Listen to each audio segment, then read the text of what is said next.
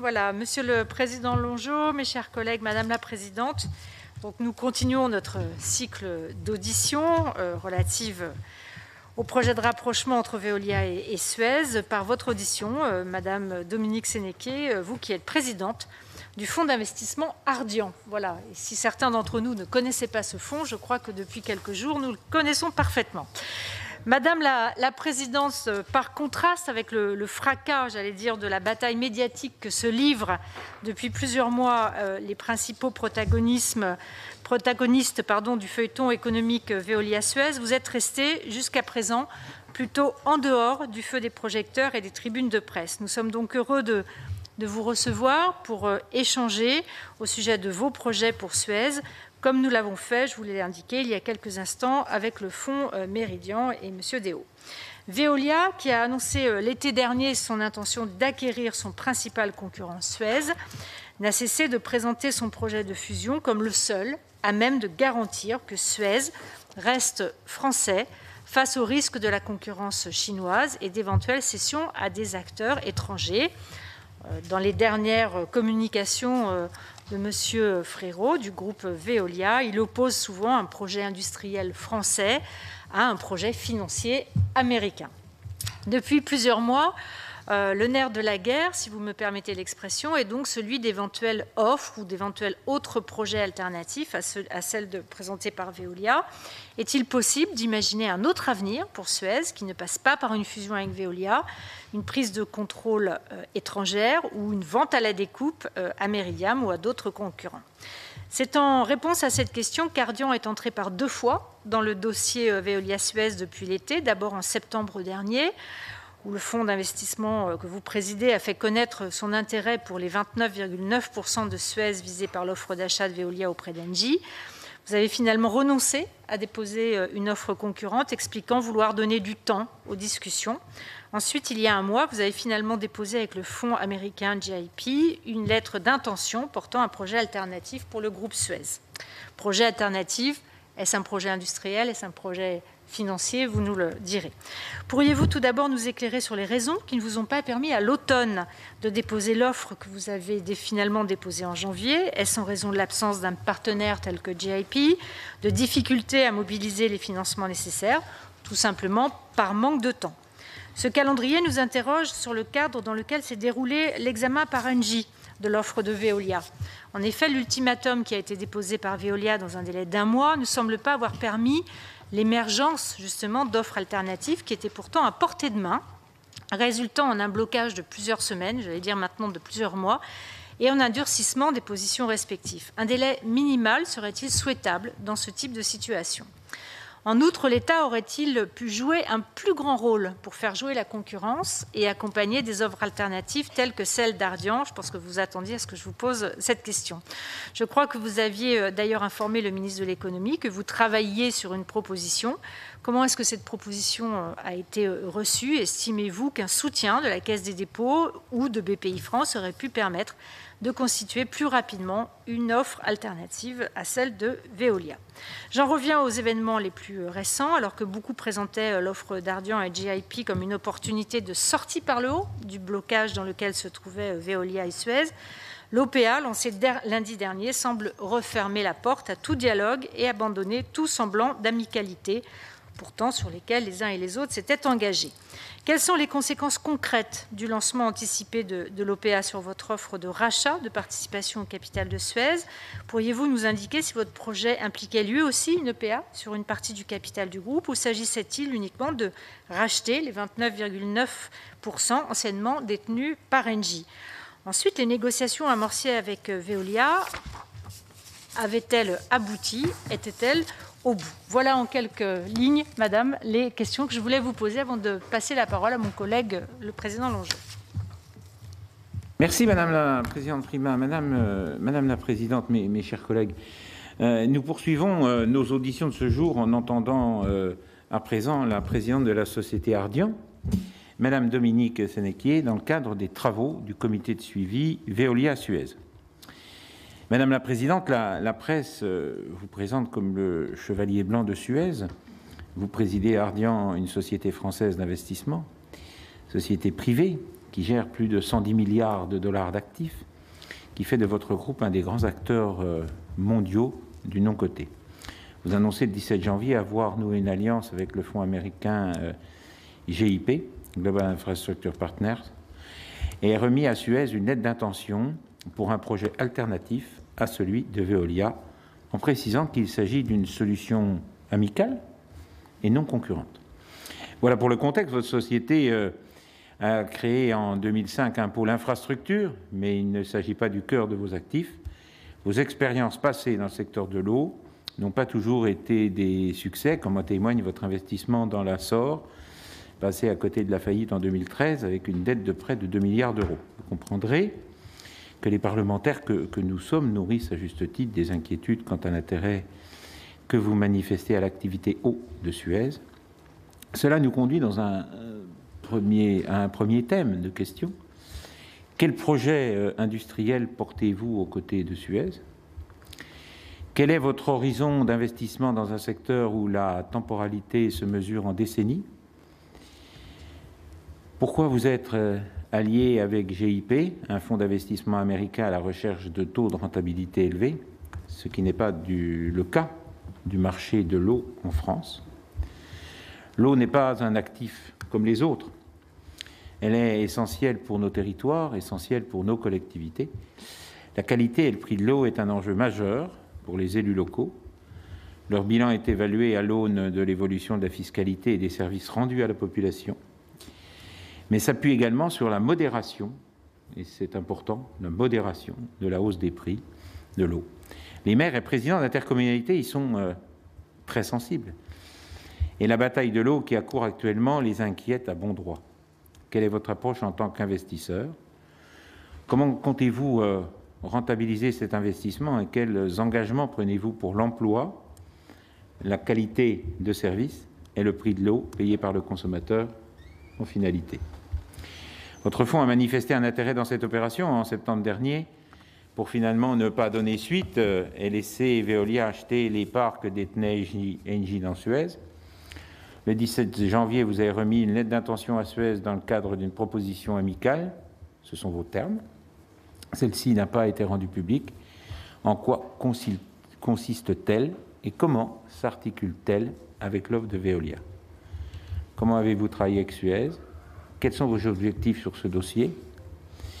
Quelle lecture faites-vous des dernières actualités sur ce dossier, à savoir l'offre publique d'acquisition de Veolia d'acheter la totalité du capital de Suez à 18 € par titre et la décision du tribunal de commerce de Nanterre? Quel vous paraît être le calendrier à venir? Nos inquiétudes concernent également les coûteux investissements nécessaires dans les infrastructures afin d'assurer la continuité et l'amélioration de la qualité de l'eau, tout en garantissant un réseau encore plus performant, un réseau avec moins de fuites, des contrôles performants en temps réel, de la captation à la distribution. Un opérateur financier tel que vous, allié à un fonds américain, sera-t-il en mesure de garantir l'accroissement de la qualité de la distribution et de l'assainissement de l'eau?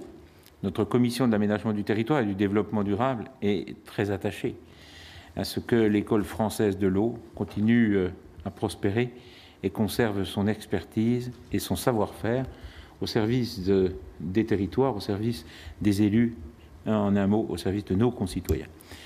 La souveraineté économique a fait un retour en force dans le discours politique à la lumière de la crise sanitaire.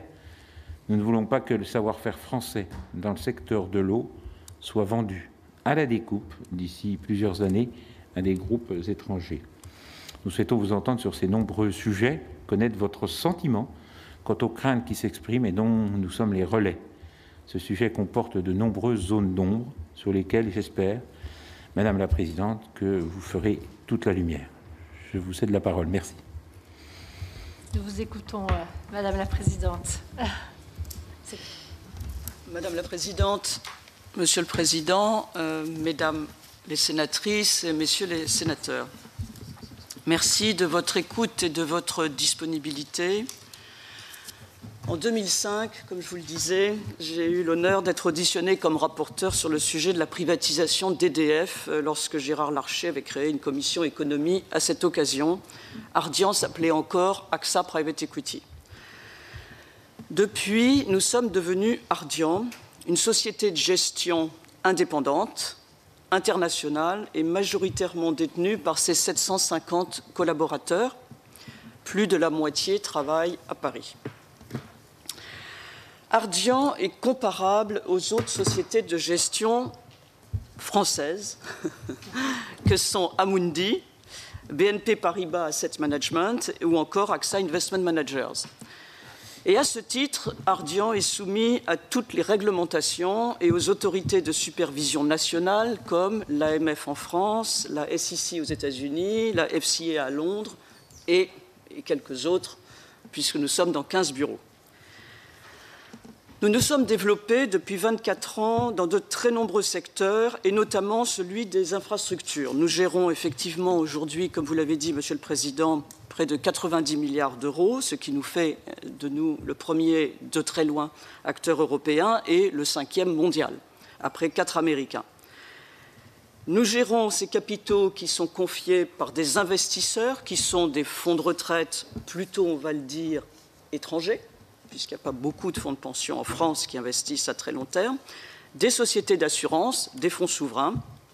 Et si mon activité, en fait, m'amène pas mal à voyager, à ouvrir de nouveaux bureaux dans le monde, je suis très fier de dire que notre société est française, que nos dirigeants sont français, et chaque fois que nos entreprises réussissent à l'étranger, je me réjouis qu'elles portent haut l'excellence des savoir-faire français. Nous sommes, je dirais, les champions d'accompagner le développement d'entreprises françaises. Je suis très heureuse, effectivement, que Ardian ait contribué à l'émergence de ces champions européens et particulièrement et mondiaux d'origine française. Je vais vous citer 2 ou 3 exemples. Il y en a Kersia, qui était le leader international de la sécurité alimentaire, CLS, qui est spécialisé dans le développement de soutien dédié à l'étude, à la protection de notre planète et à la gestion durable de ses ressources, ou encore Cerelia, très intéressante société, magnifique, implantée dans le nord de la France et aussi mondiale, leader européen de la fabrication de pâtes à tarte et de produits boulangers. Pour cela, nous investissons massivement dans les entreprises que nous accompagnons dans leur développement, dans le renforcement de leurs unités de production, dans l'identification d'opportunités et de relais de croissance. Nous nous appuyons évidemment sur tous nos réseaux de partenaires publics et privés, des collectivités locales lorsqu'il y a lieu, de sociétés, d'acteurs industriels et, on va le dire aussi, beaucoup d'entrepreneurs de très grande qualité. Notre accompagnement de long terme se traduit par des créations d'emplois. On a créé 26 000 emplois en l'espace de quelques années et par quelque chose dont nous avons été les pionniers, c'est-à-dire le partage de la valeur créée avec les salariés des entreprises que nous accompagnons. En 2008, comme je viens de vous le dire, nous avons été le premier acteur du capital investissement à mettre au cœur de notre activité le partage de cette valeur créée avec les salariés. Et nous avons été aussi l'un des premiers acteurs à insérer dans nos critères d'investissement, et on est sur ce sujet, je dirais, un des leaders mondiaux, toutes les mesures et améliorations des impacts environnementaux, sociétaux et de gouvernance pour nos entreprises. Cette responsabilité sociétale, elle est au cœur des valeurs d'Ardian et nous l'appliquons également à notre niveau, puisqu'à ce jour, plus de 70% de nos équipes sont actionnaires d'Ardian. Depuis 2005, comme vous l'avez dit, Monsieur le Président, nous sommes actifs dans le domaine des infrastructures, dans lequel nous avons, ces dernières années, considérablement renforcé notre expertise sous l'impulsion de Mathias Burgard, qui m'accompagne aujourd'hui. Nous travaillons aux côtés d'industriels, aux côtés de collectivités territoriales, en France, en Europe. Nous travaillons aux côtés d'investisseurs dans les domaines des infrastructures environnementales, infrastructures de télécommunications, des tours pour la téléphonie mobile à la fibre optique, des infrastructures de transport, telles que des aéroports, des lignes à grande vitesse et des autoroutes. Quelques exemples concrets. puisqu'on n'est pas effectivement très connu. Vinci a choisi Ardian pour développer la ligne à grande vitesse Tours-Bordeaux, un des plus grands projets européens d'infrastructure de l'ordre de 8 milliards d'euros. Nous avons été aussi choisis par EDF dans un partenariat à 50-50 pour reprendre Géozel, deuxième site européen de stockage d'hydrocarbures au groupe Total, site éminemment stratégique pour la France. Vous vous en souvenez, il y a quelques mois, les départements d'Île-de-France, avec malheureusement notre ami Patrick Devedjian, ont également fait appel à nous pour proposer au gouvernement une solution innovante dans le cadre de la privatisation des aéroports de Paris. Ils nous ont choisis en particulier pour notre ancrage territorial, pour notre expérience, puisqu'on est actionnaire d'aéroports dans toute l'Italie, et notre capacité d'investissement et notre expertise industrielle. Voilà. Alors, pour répondre plus précisément au sujet que vous avez soulevé, je vous remercie effectivement de nous entendre aujourd'hui pour que nous puissions vous expliquer la raison de notre démarche et vous convaincre de notre ambition pour Suez. Dans ce dossier, nous distinguons deux phases. La première débute en septembre, lorsque la direction de Suez nous contacte en vue de proposer une offre alternative sur l'ensemble du groupe Suez. Nous avons bien sûr répondu présent, car Suez est une très belle entreprise, l'un de nos rares leaders mondiaux dans ce domaine, avec une vision et un plan stratégique solide, pertinent, qui s'appelle Suez 2030. Cette première phase s'est achevée le 4 octobre 2020, lorsque nous décidons de ne pas donner suite à notre lettre d'intention face à les précipitations d'Engie. Précipitation, vous le savez, a cédé un bloc de 29,9% de la société Suez à Veolia. La seconde phase intervient dès le 17 janvier dernier. Nous avons remis avec nos partenaires de GIP une lettre d'intention au conseil d'administration de Suez en prenant acte du fait que Veolia détenait désormais une part significative du capital de son concurrent. Le contenu de cette lettre indique qu'Ardian et GIP sont prêts à accompagner Suez dans le cadre d'une solution négociée entre Suez et Veolia. Avec GIP, nous défendons deux convictions très simples. Ma première conviction, c'est qu'il n'y a pas de meilleur projet pour Suez que celui que l'entreprise s'est choisi pour elle-même. Tout le monde s'accorde pour dire que c'est une très belle entreprise, donc nous pensons qu'elle a les moyens de se développer par elle-même. N'oublions pas que c'est une entreprise dont la capitalisation est de l'ordre de 11 milliards d'euros, ce qui déjà en France est une très belle capitalisation. Ma seconde conviction, c'est qu'il y a une voie possible pour un Veolia et un Suez puissants, tous deux en mouvement et tous deux mieux armés pour investir et se développer.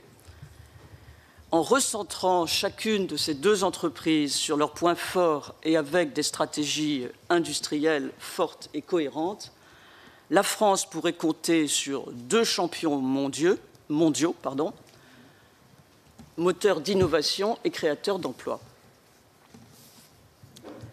Et bien sûr, vos collectivités pourraient bénéficier ainsi et continuer à bénéficier d'une concurrence réelle, synonyme de progrès technologique, de prix plus compétitifs et d'un engagement environnemental redoublé.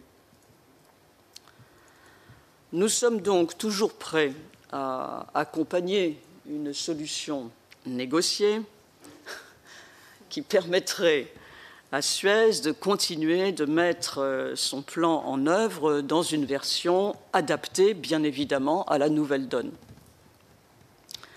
Nous n'avons pas toutes les réponses aujourd'hui, mais nous sommes rigoureusement attachés à un certain nombre de points essentiels à la solution, à la construction d'une solution efficace. Premièrement, le maintien d'une identité, d'une implantation française forte, une cohérence industrielle effectivement autour de l'eau, un périmètre qui doit être suffisamment préservé pour être viable, l'intégrité de la recherche de Suez et bien sûr l'accord des parties prenantes. Permettez-moi à ce stade, à présent, de donner la parole à Mathias Burgard pour vous exposer comment nous avons aujourd'hui la conviction, plus en détail, de pouvoir contribuer à cette solution. Merci. Merci Dominique. Madame la Présidente, Monsieur le Président, Madame les sénatrices, Messieurs les sénateurs. Je suis Mathias Burgard et je dirige Ardian Infrastructures, que j'ai créé en 2005 au sein de notre ancienne maison mère, AXA.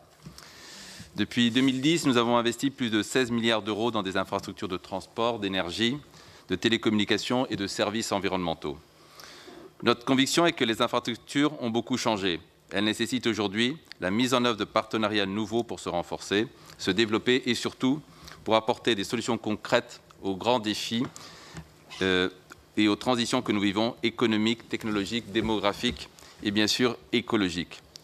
C'est pourquoi nous avons acquis une expertise industrielle de grande qualité combinée à une expertise financière. La solution que nous proposons pour Suez, avec notre partenaire GIP, s'appuie sur quelques lignes de force que nous avons définies avec le management et le conseil d'administration de Suez et que nous avons partagées avec l'intersyndicale. La solution que nous proposons, je retiens donc 5 points pour cette solution. D'abord, maintenir l'indépendance de Suez et accélérer son développement comme leader mondial, agile et dédié au service à l'environnement, avec des ressources en capital significatives et une stratégie d'investissement sur le long terme. Le deuxième, c'est renforcer la France. Dans notre projet, Suez France est confirmée en tant qu'entité centrale du groupe de dimension internationale. Avec les centres de décision et de recherche restent en France pour le reste du monde. C'est une question stratégique, c'est aussi un enjeu de culture d'entreprise. Renforcer l'actionnariat salarié et les dialogues avec les parties prenantes. Nous souhaitons construire notre projet avec les collaborateurs de Suez. Notre projet garantit un capital à majorité française et un actionnariat salarié significativement renforcé. Assurer les meilleures politiques sociales également, c'est déjà le cas pour Suez et nous entendons les préserver. Permettre à Suez de se fixer aussi les plus hauts standards en matière de transition écologique pour définir une entreprise à impact positif sur 100% de ses activités. En 3 mots, la solution que nous proposons pour Suez est celle de la continuité en matière d'emploi, de concurrence, de recherche, celle de la confiance, du management, du corps social et du conseil d'administration, celle de la compétitivité de la France qui continuera à disposer de 2 locomotives sur un secteur d'avenir et décisif pour notre économie. Ceci permettrait de ne pas entrer dans un feuilleton destructeur de valeur et d'emploi. Beaucoup caricaturent la position des fonds dans ce type d'opération. Pourtant, nous ne sommes pas ceux qui voulons démanteler Suez, nous ne sommes pas ceux qui n'écoutons pas les syndicats, nous ne sommes pas ceux qui menaçons la concurrence dans les services essentiels. Nous ne sommes ni dans une bataille boursière, ni dans une bataille d'ego dans ce dossier. Nous faisons partie de la solution, pas du problème. Permettez-moi de redonner la parole à Dominique pour conclure. En 3 mots, voilà, mesdames et messieurs, pardon. En 3 mots, donc, je souhaiterais pour conclure redire qu'évidemment, cette ambition n'est atteignable que si Suez et Veolia trouvent un accord dans une démarche responsable et constructive. Nous ne croyons pas à un capitalisme hostile. Nous n'investissons nous-mêmes que dans des sociétés qui veulent travailler avec nous et qui nous choisissent comme partenaires et avec l'accord des syndicats et des instances représentatives du personnel. Nous savons, parce qu'on a une expérience très longue de plus de 30 ans sur ces secteurs, que 70% des fusions-acquisitions ne réussissent pas ou très peu, et que c'est particulièrement vrai des opérations hostiles où il n'y a pas de volonté partagée sur un projet industriel commun. Les entreprises ne sont pas des constructions intellectuelles ou financières. Ce sont des collectivités humaines et seulement humaines et grandement humaines. Aussi pour nous, le soutien du management de Suez, de ses syndicats, de ses clients et de son conseil d'administration est essentiel. Je vous remercie de votre attention et nous sommes à votre disposition pour répondre à toutes vos questions. Merci, merci à vous. Donc je vais donner la parole aux 3 rapporteurs de la Commission de l'aménagement du territoire et du développement durable. On va peut-être commencer par Madame. On va peut-être commencer par la dame. Je vais donner la parole à Mme Perrault, puis après à Monsieur Gillet et Monsieur Favreau. Enfin, voilà. Et Catherine Fournier. Puis toi, tu donnes la parole à Catherine Fournier. Merci, Président. Merci, Présidente. Madame la Présidente, je viens d'entendre vos arguments qui sont plutôt rassurants, mais permettez-moi de vous lire mes interrogations. Ardian, à l'époque AXA, a investi en 2007 dans la SOR, en endettant très fortement l'entreprise, puis en l'abandonnant à ses créanciers en 2013. Cette expérience prouve que les métiers de l'eau et des déchets n'apportent pas les rendements financiers exigés par les fonds comme les vôtres. En tout cas, pas dans les délais de vos investissements, 5 à 7 ans. Qu'est-ce qui vous dit qu'il en serait différemment avec Suez ? Pouvez-vous nous garantir que vous ne seriez pas tenté de vendre les plus belles filiales de Suez pour satisfaire les objectifs de rentabilité de vos investisseurs ? Nous comprenons que vous investissez pour une période de 5-7 ans, ce qui est très court pour les métiers comme ceux de Suez. Qu'est-ce qui nous dit que vous ne revendrez pas l'entreprise à un actionnaire étranger à l'issue ? Et puis une autre aussi. Ardian a investi dans la société Photonis, qu'elle cherche aujourd'hui à revendre. La société semble être en difficulté financière, avec un montant de dette environ 14 fois son EBITDA, ce qui est comparable à la dette de la SOR lorsque vous étiez actionnaire. Qu'est-ce qui nous garantit que vous n'alourdirez pas la dette de Suez si vous arrivez à l'acquérir ? Merci. Merci. On va passer la parole à Catherine Fournier en visio. Catherine, nous t'entendons. Oui, rebonjour Madame la Présidente, Président Longeau. Bonjour Mesdames, Messieurs. Eh bien, je voudrais revenir un petit peu pour me fixer un peu sur la vision que vous avez réellement pour l'entreprise Suez. En effet, l'ensemble des personnes que nos commissions ont auditionnées et des interlocuteurs invités dans le cadre du comité de suivi estiment qu'une fusion entre entreprises, et la présidente le rappelait, ne peut réussir sans amicalité d'une part et sans vision partagée du projet d'entreprise de l'autre. Dans le cadre de votre offre émise avec le fonds américain GIP, pensez-vous que ces conditions soient remplies ? En particulier, partagez-vous avec votre partenaire américain, et je serai redondant sur les inquiétudes de ma collègue Evelyne Perrault, une vision commune pour Suez. Quel serait le rôle respectif des 2 fonds en tant qu'actionnaires majoritaires et comment votre intérêt pour les activités de Suez en matière de services à l'environnement se justifie-t-il ? En particulier, quelle est l'expérience ou l'expertise d'Ardian dans le secteur français de l'eau ? Un fort savoir-faire qui implique la gestion d'infrastructures coûteuses et de personnel qualifié. Pourrez-vous rivaliser avec un major établi de longue date sur le marché tel que Veolia? Voilà, je vous remercie. Merci, Monsieur Favreau et Monsieur Gillet, après. Oui, Madame la Présidente, je voudrais vous rappeler, mais vous le saviez déjà, que nous avons entendu tout à l'heure le représentant du fonds Meridiam qui se propose lui aussi d'intervenir dans ce dossier complexe. Et nous avons écouté avec attention les propos du dirigeant de ce fonds qui nous a d'abord rappelé très précisément quelle était son expérience dans le domaine de l'eau et qui nous a présenté très précisément ce qu'était son projet d'entreprise dans le cadre de cette opération. Je dois dire que tout à l'heure, vous nous avez vanté avec beaucoup de conviction votre engagement sur une entreprise française.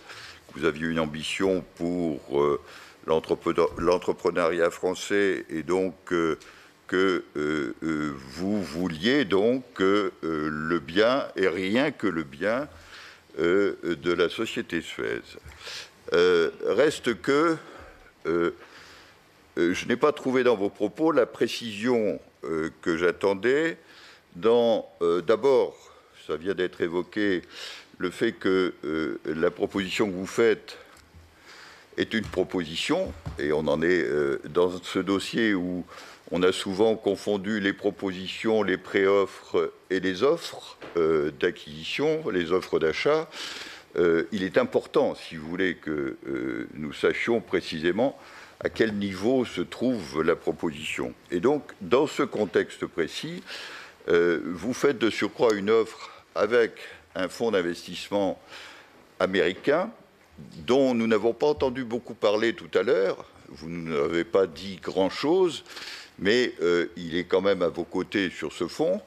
Pourquoi est-ce que, par exemple, le fonds que vous représentez ne se porte pas seul acquéreur des actions dans ce dossier? Et puis enfin, je souhaiterais, et c'est un point important pour le Sénat, vous savez que notre intérêt pour ce dossier tient bien évidemment au fait que la société Suez, comme d'ailleurs la société Veolia, sont deux majors de l'eau, de l'assainissement des déchets en France, et donc il est normal que le Parlement s'y intéresse, mais également il est important que nous ayons quelque assurance sur l'avenir, notamment de toutes les personnes qui travaillent dans la société Suez, et c'est également une de nos préoccupations. Sur ce point précis, j'aimerais également avoir toutes explications utiles. Je vous remercie. Monsieur Gillet. Merci, Monsieur le Président, Madame la Présidente. Avant de déposer votre offre donc avec JP, avez-vous également mené une telle réflexion concernant notamment les engagements, comme mon collègue l'indiquait, par rapport aux natures des activités, notamment, et puis au maintien de l'emploi, et notamment aussi sur la recherche et développement, qui aujourd'hui est un secteur qui questionne beaucoup dans le cadre de ce projet de fusion. Quelle est votre réflexion donc, sur ce sujet-là? Est-il correct également de s'interroger sur la cession de la branche eau de Suez, et pourriez-vous garantir l'intégrité du groupe donc dans son périmètre actuel, dans le cadre de l'ensemble des démarches qui sont en cours et à l'issue donc de cette opération? Avez-vous échangé à ce sujet donc avec le ministère de l'économie ou d'autres représentants des pouvoirs publics? Est-ce que vous pouvez nous indiquer la nature de vos relations? Plus généralement, quel a été l'accompagnement et la réceptivité de l'État dans le processus d'élaboration de votre offre? Nous avons eu également un échange assez construit avec M. Mestrallet récemment. Est-ce que vous pouvez nous indiquer également, dans ce cadre, si vous avez eu des relations particulières donc, avec lui, notamment par rapport aux perspectives qui sont évoquées aujourd'hui, et notamment sur les futures cessions d'actifs, ces cessions d'actifs qui, de toute façon, seront forcément un objet particulier par rapport à l'analyse de la concurrence sur le plan de l'Europe. Merci. On va vous laisser répondre à cette première salve de questions. Voilà, mais il y en aura d'autres. Bon. Écoutez, alors, je vais essayer de répondre à un certain nombre de questions, et puis je passerai bien sûr la parole à Mathias pour plusieurs questions, en particulier sur certains sujets. Peut-être, quand même, si je peux me permettre une minute de redonner, comment dire, le paysage financier. Nous ne sommes pas un fonds. Je le répète, c'est très important. Nous sommes un groupement de sociétés de gestion. Donc, on a, en ce sens, si vous voulez, si on regarde l'actionnariat des trois groupes dont on parle, parce qu'on a parlé de Suez, de Veolia, mais il y a aussi Engie, il est quand même très intéressant, si vous voulez, de voir que si on nous assimile Ardian à un fonds, Alors Veolia est détenu à 90% par des fonds déjà, et à 83% par des fonds étrangers. C'est la situation de la bourse. Pour Suez, avec l'achat effectivement du bloc de 29,9, Suez est devenu affilié à Veolia, et donc effectivement Suez n'est plus possédé, on va dire, qu'à 50% par des fonds.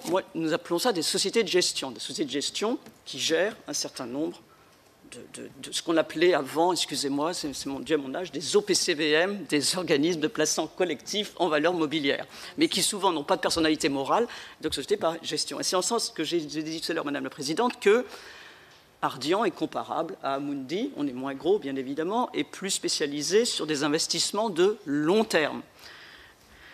Et donc Engie est lui détenu à 70% par des fonds, excusez-moi, moi je dirais des sociétés de gestion, dont bien sûr 64% par des étrangers, puisque les sociétés de gestion étrangères ont des volumes beaucoup plus grands que, vous le savez, les sociétés de gestion françaises. Donc, quand on a un débat sur la détention par des fonds, par des sociétés étrangères, il faut déjà un petit peu resituer ce paysage qui est qu'effectivement, ces sociétés et ces sociétés sont quelquefois, disons, ont un dialogue, comme vous l'avez vu, assez difficile, même avec leurs actionnaires. Pourquoi? Parce qu'il y a des spécialistes de la gestion activiste, ces fameux fonds activistes. D'autres, c'est des hedge funds qui ne font que de l'arbitrage.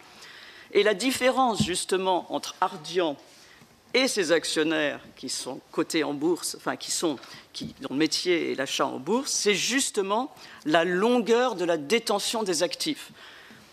C'est un point qui est essentiel. Ardian investit à long terme, alors que les sociétés de gestion dites traditionnelles font tourner leur portefeuille rapidement ou bien tout simplement gèrent ce qu'on appelle des fonds indiciels, c'est-à-dire où finalement le fonds ne représente que le poids respectif des entreprises, mais dans un indice boursier, mais qu'on ne va pas dire qu'ils connaissent de manière approfondie la stratégie de l'entreprise. Voilà. Alors pour ce qui est donc de la sortie et dans le cas de Suez et donc de notre vision à long terme et amicale, nous l'avons dit au management et à l'intersyndical que Suez pouvait avoir vocation bien évidemment à long terme à revenir en bourse de Paris d'ici quelques années. Voilà, donc ça c'est très important de comprendre que les métiers que nous pratiquons d'investissement sont des métiers à long terme, amicaux, en partenariat avec les dirigeants des entreprises et bien évidemment les syndicats. Je vais répondre à votre question sur Photonis, Madame le ou la rapportrice, je ne sais plus comment on dit au féminin. Alors, puisque j'ai l'occasion d'en parler, je vais vous en parler très, très en détail. Nous avons initié le processus de cession de Photonis, entreprise française spécialiste de l'optronique qu'on détenait depuis 10 ans. Donc vous voyez, on ne peut pas nous accuser de court terme. Et on a impliqué tous les acteurs industriels français lors du début du process de cession. Et Thales et Safran, ils ont tous donc refusé de s'intéresser au rachat de cette entreprise, qui est pourtant une très belle entreprise. Nous avons travaillé depuis le départ en étroite collaboration avec les services de l'État pour les tenir informés tout au long du processus de cession, et nous avons obtenu le feu vert du Trésor et de la DGA. Ce qui nous paraissait donc, au bout de 18 mois, être quelque chose de très favorable à l'issue du parcours de 18 mois. Ce qui est intéressant, c'est que l'entreprise Teledyne France, et croyez-moi bien, je ne milite pour personne, hein, certainement pas pour ce qui n'est pas français, mais quand même, Teledyne France est présent en France. C'est une société française, filiale de Teledyne Technologies Incorporated, qui a fait part de son intérêt d'acquérir Photonis en apportant toutes les garanties demandées par l'État pour préserver ses intérêts, ça a été le cas de tout l'été dernier, et avec des droits de veto, avec la présence de la BPI aux côtés de Teledyne, qui avait un taux garanti sur sa participation. Et Teledyne est déjà très bien ancré dans le paysage français, puisque Teledyne fournit des pièces pour les sous-marins nucléaires français, les Barracuda, et avait obtenu en juillet 2019, Madame la rapporteure, un an avant, une autorisation du même gouvernement pour acheter une entreprise en France. Il s'agit d'Oldham Simtronics, qui est présente à Arras. Et cette société est une spécialiste des détecteurs de gaz et flammes haute performance et fournit aussi la DGA. Donc vous comprenez bien qu'on a été un petit peu surpris d'avoir donc un veto sur la vente à Tolodagne. Alors, je ne sais pas, et je suis certaine que vous avez des chiffres dans lesquels vous avez toute confiance, mais je peux vous le confirmer, la société en aucun cas n'a 14 fois l'EBITDA. Je ne sais pas d'où vient cette... mais c'est absolument pas le cas, puisqu'il est question de la vendre en ce moment à peu près à 9 fois. Donc vous pensez bien que ce n'est pas... les chiffres ne concordent pas. Je ne sais pas qui a dit ça, mais en tout cas, ce n'est pas la réalité du tout de la société. Et je le répète, c'est une très belle société, et nous l'avons gardée 10 ans. Voilà. Alors ensuite, je vais répondre aux questions sur l'État. L'État a joué un rôle tout à fait positif. Vous vous souvenez sur la question Veolia-Suez, c'est-à-dire qu'il a été demandé aux sociétés Veolia et Engie de prendre plus de temps. Et je pense que c'était un élément essentiel de l'intervention à l'époque de l'État de dire ça. Nos seuls contacts, en tout cas mes seuls contacts, ont été à l'époque avec le ministère de l'Économie, quand on a compris, disons vers la mi-septembre, qu'effectivement il pouvait y avoir place pour une offre alternative. Et donc ça a été le contact que j'ai eu avec le ministère de l'Économie. Voilà. Mais je crois qu'il n'y avait pas de volonté au niveau de l'État d'avoir une précipitation de la cession de ce bloc, ce qui explique l'attitude, effectivement, des deux ou trois représentants de l'État le 5 octobre au Conseil d'Engie. Je n'ai pas eu, bien que connaissant personnellement Gérard Mestralet, je n'ai pas eu de contact direct avec lui pour répondre très précisément à cette question, mais je sais qu'il était effectivement très désireux de voir une solution amicale et en concert avec la direction et les syndicats de Suez. Voilà. Je laisserai Mathias répondre à tous les autres. Je voudrais juste dire un mot, puisque vous me parlez de Meridiam. Meridiam est donc une société qui gère des fonds dans l'infrastructure. Nous savons simplement qu'on pense que l'investissement moyen de Meridiam est de l'ordre de 65 millions d'euros dans les sociétés, 65 millions d'euros. Cela ne semble pas énorme, on va le dire, ou pas significatif par rapport à une société comme Suez. Je dirais que nous-mêmes, chez Ardian, avons investi 16 milliards d'euros dans les entreprises d'infrastructure dans lesquelles nous sommes investisseurs depuis quelques années, donc c'est substantiellement supérieur. Et donc, c'est la seule chose qui m'interroge dans cette question, c'est le dimensionnement respectif de Meridiam et de Suez, quelle que soit d'ailleurs sa taille. Voilà, j'ai passé la parole à Mathias Burkhardt et on est tout à fait ouvert à toutes les questions autres que vous voudriez nous poser. Alors peut-être répondre à la question de la SOR, puisque c'est une question qui revient pas mal. La SOR n'a pas été un succès, hein, et nous avons perdu de l'argent, c'est un fait. Mais je voulais rappeler quelques éléments vérifiables.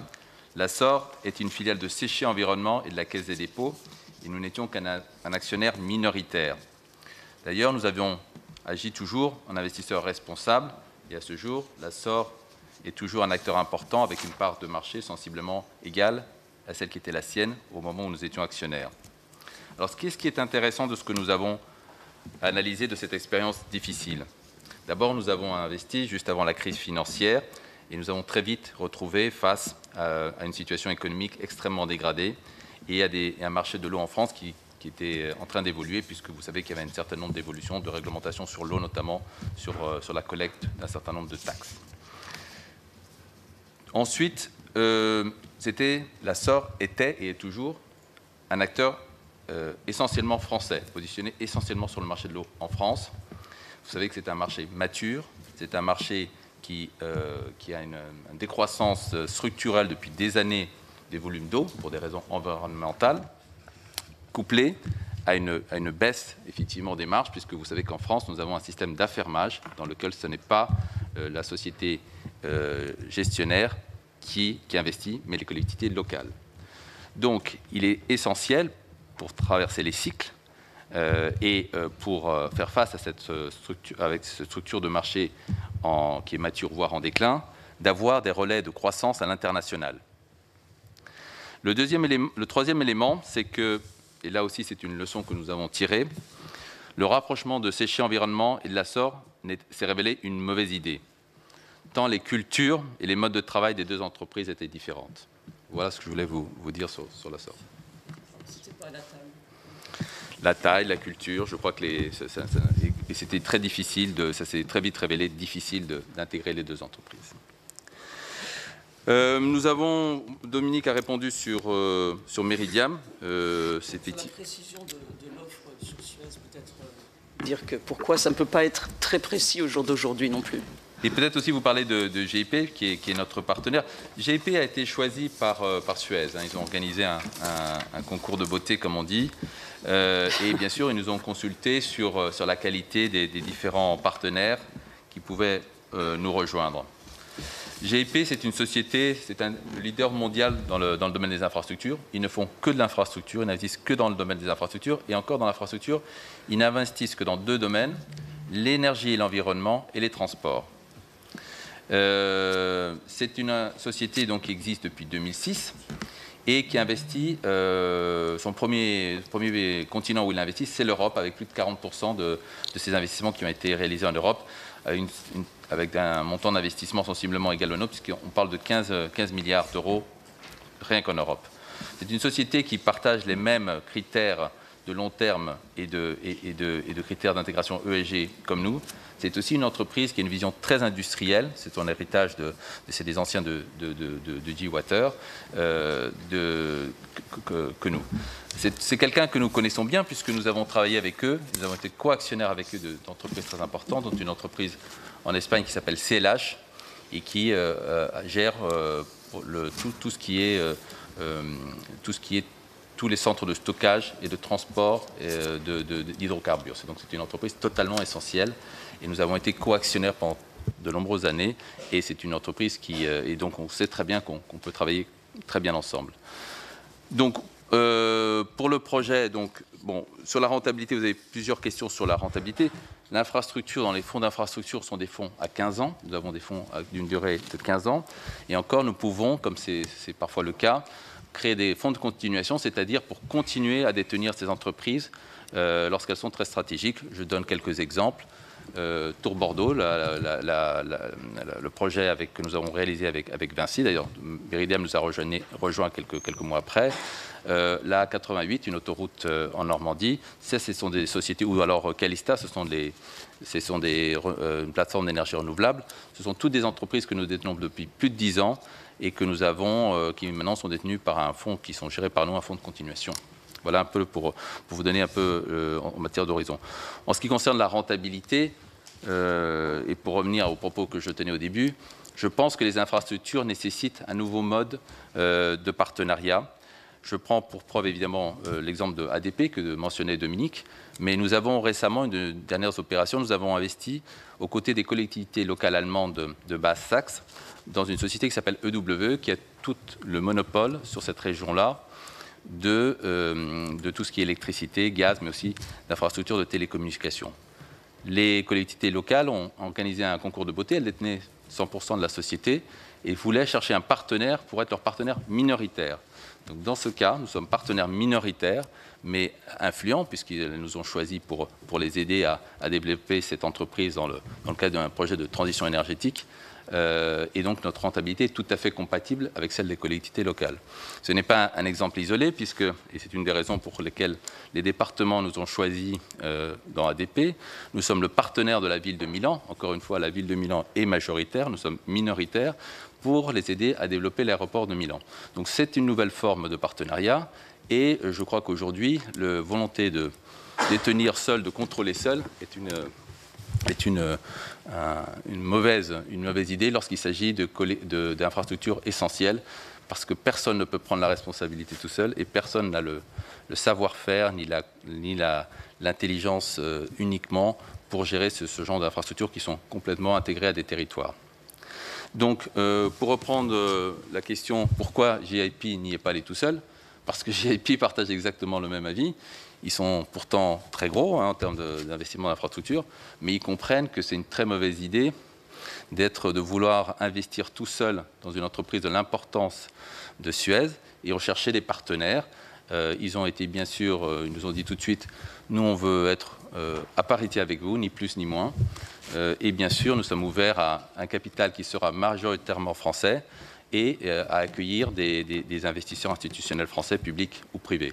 Donc vous voyez, aujourd'hui je pense qu'il y a une vision un peu passéiste de considérer que pour contrôler des entreprises et encore plus des infrastructures essentielles, il faut être tout seul et avoir le contrôle tout seul. Il faut avoir de nouveaux partenariats publics et privés. Et moi, je crois que l'évolution, vous le savez puisque vous avez examiné le projet des aéroports, je pense que les collectivités locales ont une influence décisive dans les infrastructures qui sont au plus près des territoires. Alors, je ne sais pas si j'oublie certaines questions sur les salariés.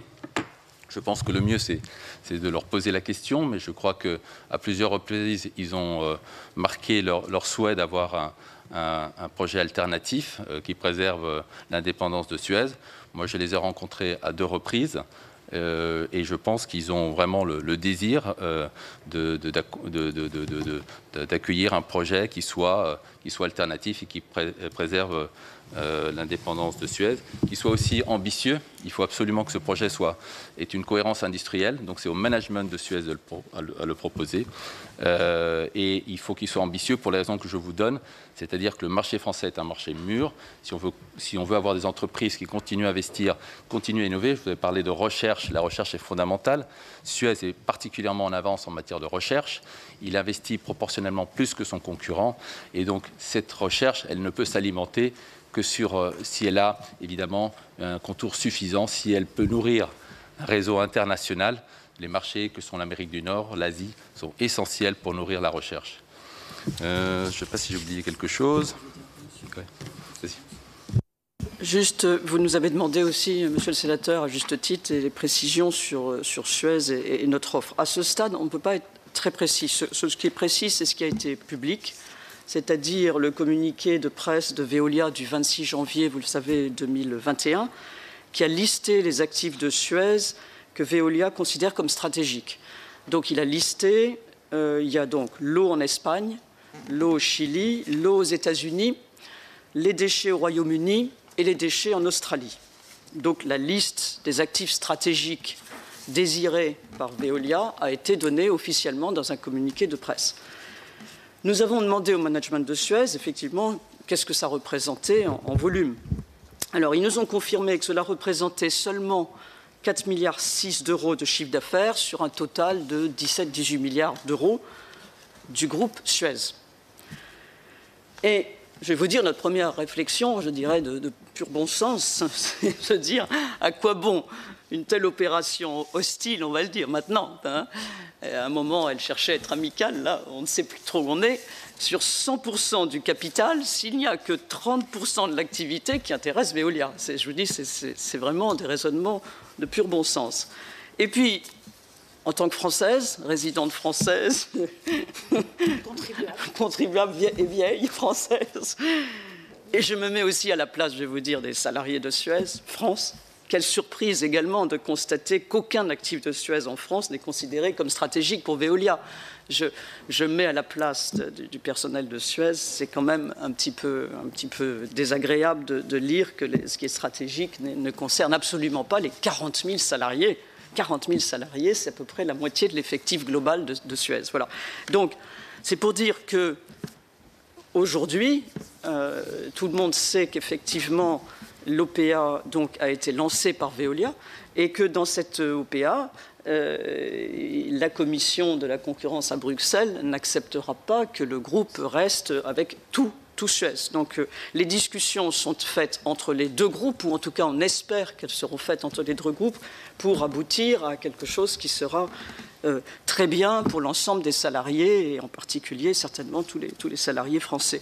Voilà, ça je voulais le dire parce que c'est pas du tout qu'on ne veut pas dire, mais simplement il y a des désirs des deux côtés, et je pense qu'à un moment il faut effectivement que les deux côtés arrivent à trouver un accord. Voilà, c'est ce que je voulais dire. Très bien, merci Madame la Présidente, merci Monsieur. On peut peut-être commencer les questions. Moi, je vais avoir Franck Montaugé et ensuite Fabien Gay, dans le même ordre que tout à l'heure. Merci Madame la Présidente, merci Madame et merci Monsieur pour vos explications. Moi, j'aurais deux questions à partir de vos propos. Vous avez dit, Madame, nous sommes prêts à accompagner Suez dans le cadre d'un plan adapté, tenant compte de la nouvelle donne. Et un peu avant, vous disiez il y a place pour Veolia et Suez en les recentrant sur leurs points forts respectifs. Ça fait écho à ce que vous venez de dire à l'instant. Comment voyez-vous alors, donc, ça sous-entend qu'il va falloir que les deux entreprises s'entendent, voilà, pour ne pas faire en gros les mêmes choses, hein, être forts sur leur secteur respectif. Ça, c'est pas quand même sans conséquence sur chacune des deux entreprises, y compris sur les personnels concernés. Donc, est-ce que vous conditionnez la poursuite de votre offre et de votre participation à cette opération à effectivement cette restructuration respective des deux entreprises par rapport à leur secteur dit stratégique. Et puis effectivement, ça part mal à partir de ce que vous venez de dire, de la position, de l'expression de Veolia. Donc ça, c'est ma première question. Et ma seconde question, je n'ai pas compris quel est le montage exact entre votre entreprise et GIP. Quelle est la part de chacun là-dedans? Comment, finalement, arbitre-t-on des exigences de rendement à moyen long terme, d'après ce que vous avez dit de votre façon de gérer les choses, et des exigences de rendement à court terme, voire à très court terme, de GIP. Voilà, ça, je n'ai pas compris. Donc, si vous pouviez nous préciser les choses, ça serait utile. Je vous remercie. Fab, as-tu des questions Non. Fabien Gay, alors dans ce cas, puis notre collègue Evelyne Renaud-Garabédian par visio, je crois. Merci, Mesdames les Présidentes. Moi aussi, je suis très heureux de vous rencontrer. On n'avait jamais eu cette occasion. Puisque votre nom apparaît partout, dans beaucoup d'opérations. On n'avait jamais eu l'occasion d'échanger. Je pense notamment à ADP, même si ça n'a pas pu aboutir. Et puis, bon, là, j'ai une première question. Est-ce que ça n'arrive pas trop tard? Parce que j'ai l'impression quand même, malheureusement, que l'affaire pour Veolia est très bien partie. Et c'est que cette OPA hostile, je ne vois pas aujourd'hui, en réalité, même s'il y a une opposition officielle, on va dire, du gouvernement, la saisie des marchés financiers, etc. Mais en réalité, je ne vois pas comment on va pouvoir s'y opposer, parce qu'il n'y a pas d'outil juridique aujourd'hui, même si on peut la retarder. Donc, la question, c'est est-ce que ça n'arrive pas trop tard? Et puis la deuxième, je vais vous donner le fond de ma pensée. Ça fait plusieurs auditions qu'on fait. On a entendu Veolia, on a entendu tout à l'heure vos collègues de Meridiam, même si j'ai entendu que vous n'étiez pas un fonds d'investissement, vous êtes, comment on appelle ça? Ah oui, c'est comme technicien de surface et balayeur. C'est exactement la même chose, mais on ne dit pas le même mot. À la fin, le balayeur, il a la même paye, mais il est technicien de surface. Donc, société de gestion. Franchement, non mais je vous dis ça, on a entendu Veolia, on a entendu Meridiam, on vous entend vous. Ben, si on ne nous dit pas qui est qui, c'est exactement les mêmes discours. Je vous le dis assez sincèrement. Tout le monde nous dit préservation de l'emploi, projet industriel, mais dès qu'on rentre dans le détail sur quel investissement concret on va avoir sur la recherche et développement, que voulez-vous faire, ça patauge un peu. Voilà. Et je vous le dis, que vous soyez associé avec GIP, qui n'est pas une entreprise philanthropique, j'ai regardé un peu, j'ai cherché, qui est aussi, a priori, un fonds de gestion américain. Voilà. Donc, qu'est-ce qui fait la différence entre Veolia, Meridiam et votre offre à vous? Concrètement, Moi, je suis, je vous le dis concrètement, vous aurez compris, plutôt pour une gestion publique de tout ça, et que si on confère et qu'on laisse la gestion au privé de l'eau, de l'assainissement et des déchets, on va à la catastrophe. Donc, mais franchement, je voudrais savoir la différence fine qu'il y a entre vos 3 offres. Voilà. Je vous remercie. Merci. Et au plaisir de vous rencontrer pour une prochaine opération. Sur d'autres opérations. Merci Fabien. Evelyne Renaud-Garabédian en visioconférence en face de vous, Madame la Présidente. Evelyne ? Merci Madame la Présidente. Madame la Présidente, votre proposition de partenariat avec Suez portait à l'origine non seulement sur la cession de la branche de gestion de l'eau française, mais aussi sur d'autres filiales à l'international, en Espagne, au Chili et également en Grande-Bretagne. Si un accord est finalement trouvé entre Veolia et Suez, souhaiteriez-vous toujours vous porter acquéreur des filiales eau que Suez détient à l'étranger et que Veolia, bien entendu, ne pourra pas conserver en raison des règles de concurrence, y compris ou dans le cas où la filiale Suez Eau France serait finalement cédée à Meridiam. Pouvez-vous nous détailler quelles sont ces filiales et vos engagements à leur égard? Merci. Evelyne, enfin Jean-Baptiste Blanc. Merci Madame la Présidente. Madame la Présidente, une observation, une question. L'observation, ce que je trouve très intéressant qu'un acteur comme vous puisse dire qu'il y a la place pour 2 champions mondiaux et une voie possible pour que chacun soit puissant. Très intéressant. Une étude parue ce jour, je l'ai vue dans les Échos, simplement présentée par l'économiste Patrice Geoffron et Altermind, nous invite aussi à réfléchir sur la taille, qu'est-ce que la bonne taille, et nous précise notamment que l'effet de taille ne s'impose pas forcément comme une évidence, parce que cela pourrait réduire l'intensité de la concurrence, et pourrait aussi réduire les incitations à l'innovation. Donc sur la taille, c'est très intéressant d'entendre dire qu'on peut avoir la place pour 2, et que big n'est pas beautiful. Ma question maintenant est la suivante, c'est que c'est dans le prolongement de mon collègue Montaugé, à propos de JIP, mais on évoque aussi Carlyle. J'ai lu ça. Qu'en est-il? Et autrement dit, en clair, qui aurait le contrôle de Suez au final? Autrement dit, est-ce que ce seraient les Français toujours? Merci. Oui, je vais donner la parole à Didier Mandelli. Oui, merci Monsieur le Président. Écoutez, Madame la Présidente, on a bien entendu les différents arguments. Je pense que la différence notable avec l'audition précédente, c'est que nous n'avons pas tous la même définition du long terme. Pour vous, c'est 10 ans. Vous avez évoqué 5 à 7 ans, avec la possibilité de remise de cession en bourse à cette échéance, alors que Meridiam, effectivement, est plutôt sur des investissements de long terme à hauteur de 25 ans. Donc on n'a pas tous, et vous notamment, la même définition du long terme. Moi, ma question, elle rejoint celle d'une collègue qui l'a posée précédemment. C'était simplement votre intérêt, dans le cas où l'opération de Veolia irait à son terme, votre intérêt pour quels actifs de Suez dans ce cadre-là? Est-ce que éventuellement vous êtes prêt, malgré tout, à prendre ou vous positionner face à Meridiam?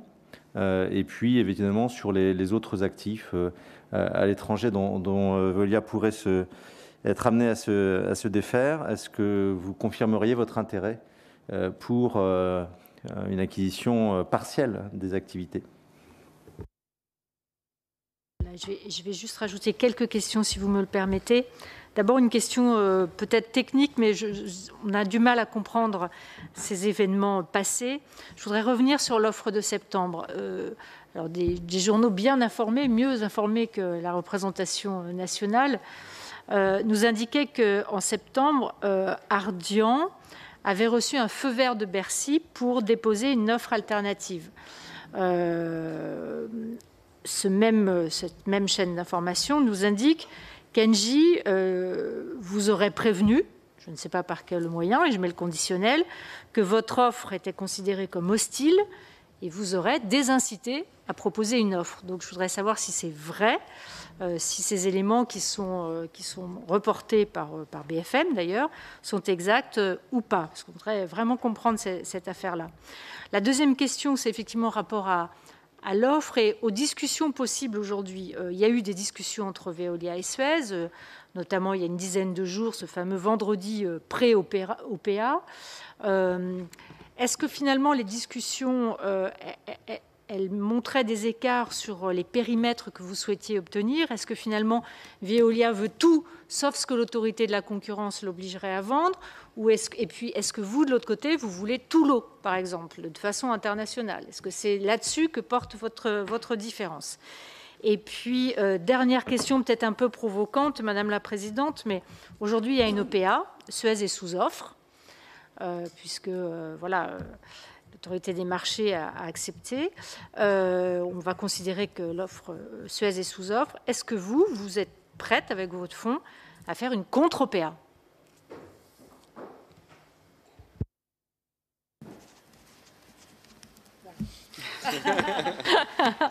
À vous.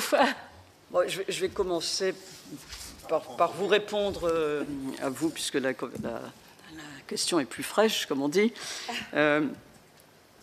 C'est pas tout à fait un feu vert qu'on a reçu en septembre. C'est plutôt, disons, un message comme quoi il était bienvenu de réfléchir avec Suez à une offre alternative. Voilà, on va le dire comme ça. C'est-à-dire que soit un jeu est fermé, soit un jeu, il y a de l'ouverture, et effectivement un jeu, enfin disons, une situation dans laquelle il y a de l'ouverture. Et comme je le dis, l'intérêt de notre solution, et là je vais répondre un peu à vous et un peu à monsieur, la différence, je vais la faire très simple, entre Veolia et Ardian, c'est que nous on est français. Je viens de vous dire que Veolia était possédé à 75% par des fonds étrangers. Voilà. Donc c'est déjà une grande différence.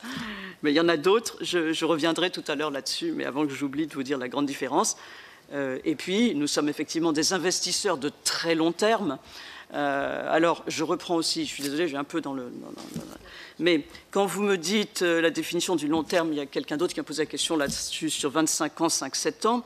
Je crois que Mathias Burgard a expliqué récemment, tout à l'heure, que nos fonds ont une durée de 15 ans, ce qui est déjà très important. Tout à l'heure, je vous l'ai dit, les actionnaires des sociétés cotées en bourse tournent leur portefeuille tous les 6 mois.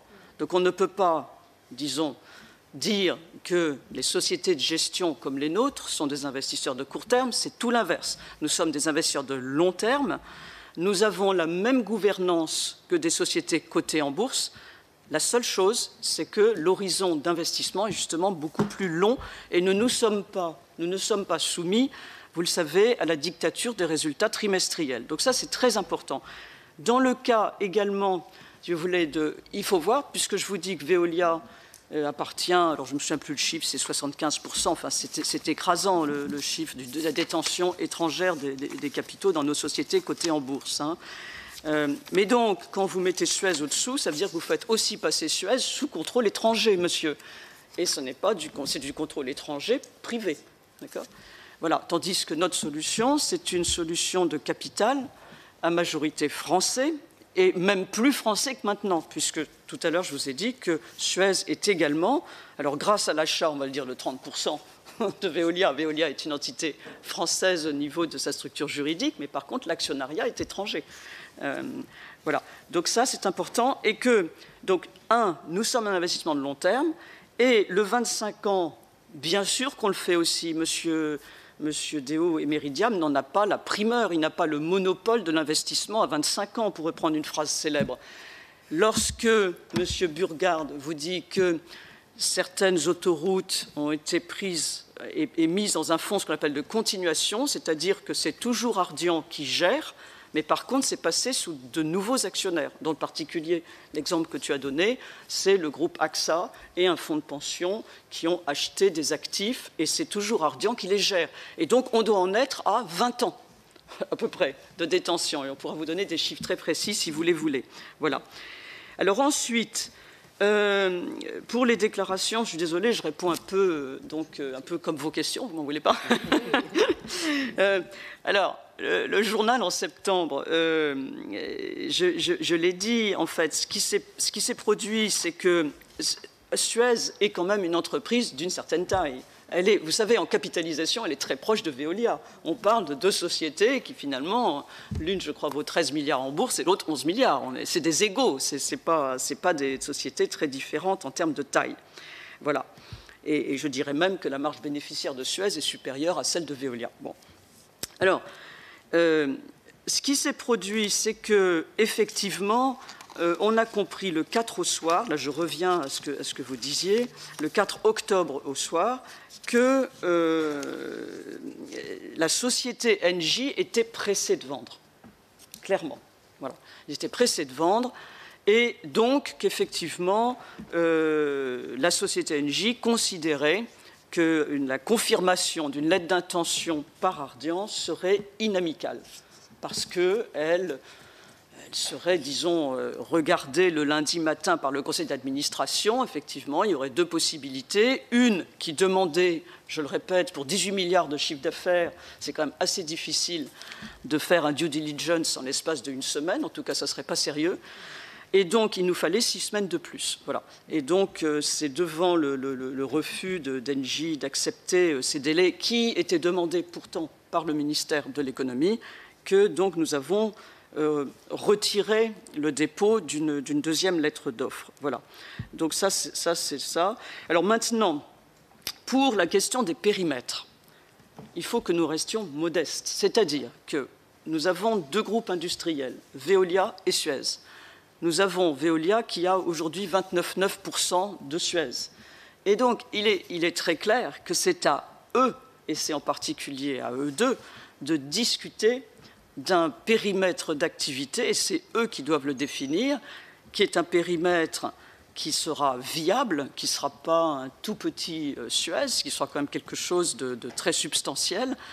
Et donc, il y a toujours le point d'interrogation de l'entente entre ces deux groupes à définir. Ce n'est en aucun cas un groupe comme Ardian à définir des périmètres. Vous savez bien qu'on est actionnaire ni de l'un ni de l'autre, c'est à eux.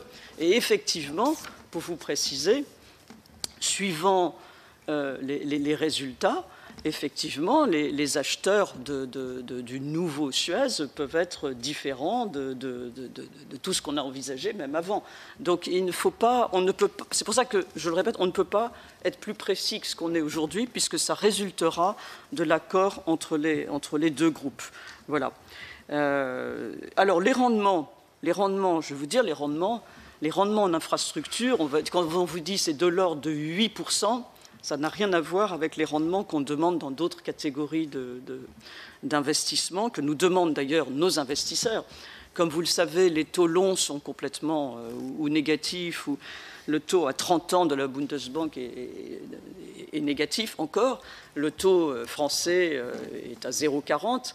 Donc, il y a beaucoup d'investisseurs institutionnels dans le monde qui cherchent à rehausser le rendement global des actifs en investissement dans le non-coté, dans les infrastructures, dans l'immobilier, de façon à ce que le rendement global de leur portefeuille soit rehaussé par le rendement d'une petite partie de 10 à 15%, puisque ces investissements non cotés sont toujours quand même une partie mineure des investissements globaux. Vous le savez, les assureurs en France n'ont que 2% de leurs actifs qui sont dans des actifs dits non cotés ou infrastructures.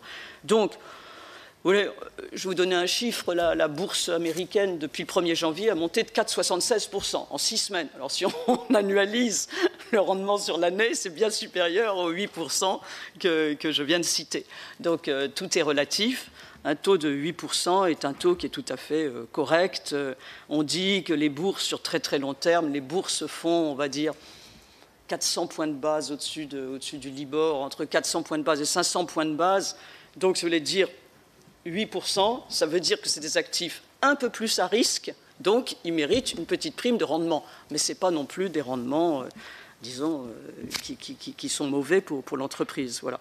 Je crois que j'ai beaucoup parlé, je vais te laisser la parole pour tout le reste. Non, peut-être deux commentaires. Donc, juste pour rappeler effectivement le pourquoi de GIP. GIP donc, est un partenaire que nous avons et je crois qu'on a souligné qu'il était important que l'entreprise puisse continuer à se développer à l'international notamment. Vous savez que Suez est très présente aux États-Unis. Le marché des États-Unis est un marché aussi extrêmement important où les besoins d'investissement sont considérables. Donc, le management de Suez et nous-mêmes étions sensibles au fait que GIP pouvait nous aider à accélérer justement la croissance aux États-Unis. Carlyle n'a jamais été approché par nous. Nous avons d'ailleurs formellement démenti cette information. Pour effectivement essayer d'éclairer ce qui, je conçois, n'est pas très facile, la différence entre un Meridiam, un GIP et un Ardian, les investisseurs sont les mêmes. Il faut bien en être conscient. C'est toujours les caisses de retraite ou de l'assurance vie, donc pour l'essentiel. Donc, on a beau vous dire que c'est très différent, c'est les mêmes investisseurs. Les attentes de retour sont similaires. Et ce qui ensuite change, c'est la qualité des équipes, la vision. En ce qui nous concerne, nous avons une différence effectivement dans ce projet, c'est que nous avons toujours été très clairs. Nous n'investirons pas si nous n'avons pas une adhésion non seulement du management, mais une adhésion et pas juste une consultation des salariés. Ça, je trouve qu'on a été très clair avec les salariés et là-dessus, il n'y a pas d'ambiguïté. Donc nous adhérons à un projet industriel cohérent. Nous serons vigilants à la cohérence industrielle qui pourrait résulter de ces négociations. Donc nous n'irons pas si ce projet ne nous paraît pas suffisamment ambitieux et cohérent. Et je vous confirme que nous ne sommes pas candidats au rachat d'actifs qui pourraient tomber par-ci par-là. Nous ne sommes pas candidats. Nous avons toujours été aux côtés de Suez. D'ailleurs, au départ, nous avons proposé une solution alternative qui était Suez dans son ensemble dans le cadre du projet Suez 2030. Pour répondre à la question de la contre-OPA que vous avez posée, Madame la Présidente, je dois préciser que M. Frérot m'a appelé le 2 février en me demandant mon soutien pour que Suez et lui aient des discussions amicales. Je lui ai dit que je ferais tout pour pousser Suez à avoir des discussions amicales avec lui. C'était donc le 2 février. Il a rencontré M. Camus le 5 février. Et vous pensez bien que donc on était complètement surpris et plus qu'étonné du dépôt d'offres le lundi 8 février. Voilà. Donc simplement, il y a un effet de surprise sur cette OPA inamicale, on va dire, ou hostile, parce que, de toute bonne foi, j'ai bien cru le 2 février qu'il souhaitait une solution amicale. Voilà. Alors, pour dire, nous ne travaillons pas aujourd'hui, voilà, sur un projet de contre-OPA. Voilà, c'est tout ce qu'on peut dire, pour être sincère. Très bien. Il y a encore quelques demandes de questions. Je vais donner la parole à Daniel Grémillet, pardon. Oui, merci Madame la Présidente. Madame la Présidente, moi je voudrais rebondir sur la question de ma collègue tout à l'heure parce que je n'ai pas compris vraiment une réponse très claire sur le niveau d'investissement. Le sujet de l'eau, il est écrit et il s'écrit dans les territoires. Vous savez qu'au niveau du Sénat, c'est un sujet très sensible. Et quand on voit les investissements qui ont été faits par les collectivités, il s'écrit au temps long. Or, dans ce que j'ai compris de vos réponses, Madame la Présidente, Monsieur, on l'a plutôt vu sur un temps court. Et cette question est d'autant plus essentielle qu'aujourd'hui, on est dans un aspect d'inquiétude, voire spéculatif de l'eau, bien plus que par le passé. Donc c'est devenu un enjeu majeur, y compris dans nos territoires. Et à travers vos propos, si vous voulez donner confiance aux collectivités, ben, il faut éclairer un peu plus ce temps long. Parce que sinon, votre propos, on est quelques-uns à avoir, par définition, quand on est membre de la Commission des affaires économiques ou du développement durable, on est tous sur nos territoires. Et le discours de dire on garde le siège, la recherche, on l'entend toujours. Puis on sait comment parfois ça se termine, parce que c'est la vie. Donc, il nous faudrait plus de certitude sur les investissements et le temps long. Je peux vous donner... Pardonnez-moi, Madame la Présidente, je vais juste donner la parole à Marie-Noëlle Lindemann, qui est en visio, voilà, pour sa question. Et voilà. Moi, je donnerai la parole à M. Gillet. Ah, pardon. Pardon, d'accord. Je ne vais pas rajouter à ce qu'a dit Fabien Gay. Moi, je suis quand même très inquiète et d'ailleurs ce que vient de dire Daniel Grémillet, c'est-à-dire la vulnérabilité d'un secteur stratégique comme celui de l'eau, qui va être de plus en plus vulnérable à des pratiques spéculatives et financières. Et pour ma part, mais ça n'étonnera personne ici, je suis pour une gestion publique directement par un opérateur public qui peut d'ailleurs être ambitieux à l'international. Mais je voudrais comprendre, vous nous dites, madame, que votre fonds est français, mais je voudrais comprendre pourquoi aller chercher un fonds américain, en l'occurrence JIP.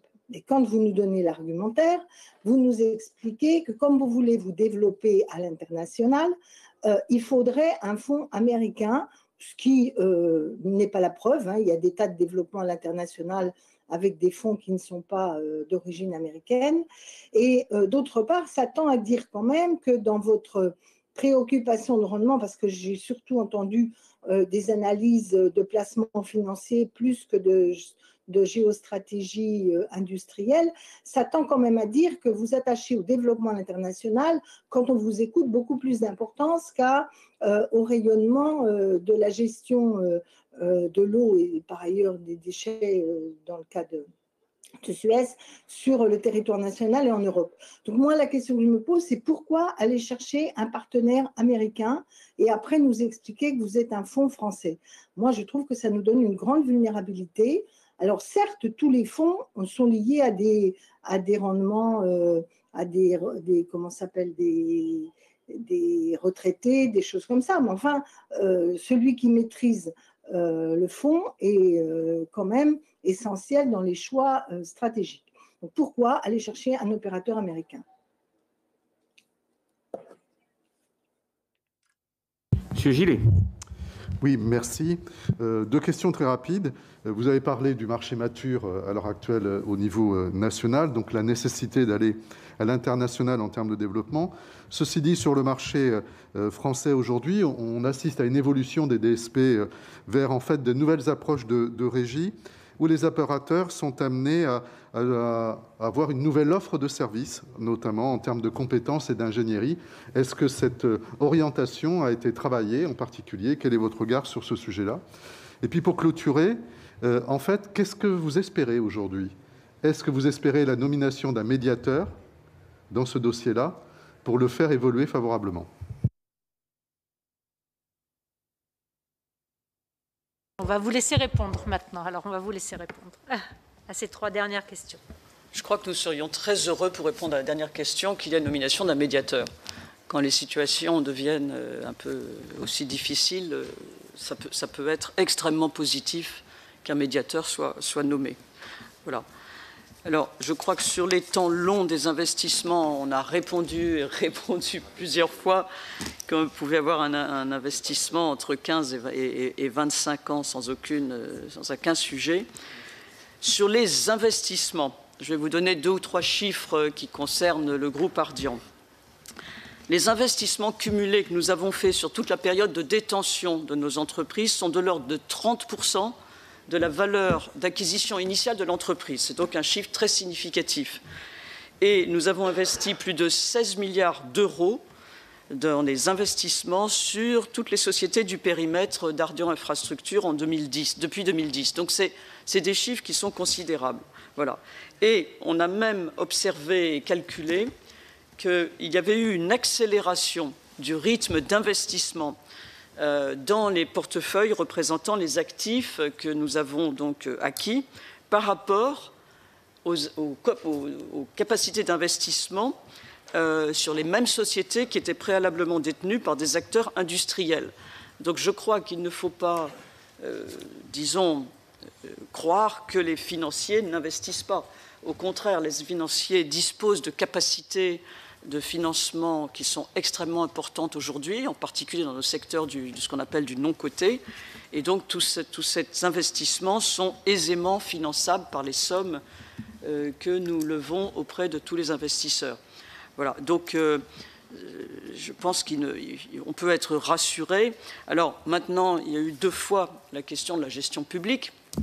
Alors, Je vais vous dire, moi, à mon âge, j'ai commencé avec 3 groupes d'assurance nationalisés, le GAN, les AGF et l'UAP.